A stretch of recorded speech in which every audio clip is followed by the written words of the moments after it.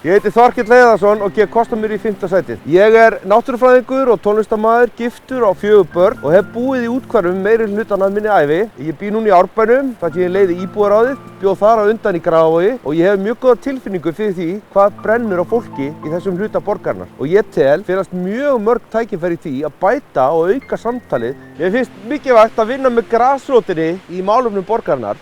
Og það hef ég gert í aðgengisnefnd borgarinnar sem og í verkefninu Römpum upp Reykjavík þar sem við höfum séð hvernig samtakamátturinn getur lyft grettistaki á ótrúlega skömmum tíma. Aðgengi fyrir alla ekki sjálfgefið en það á að vera sjálfsagt. Við verðum að taka umhverfismálin föstum tökum. Við höfum að hafa aukið frumkvæði af vöktun og rannsóknum á lífríki borgarlandsins. Við verðum að verja líffræðilegan fjölbreytileika og draga úr neikvæðum umhverfisáhrifum.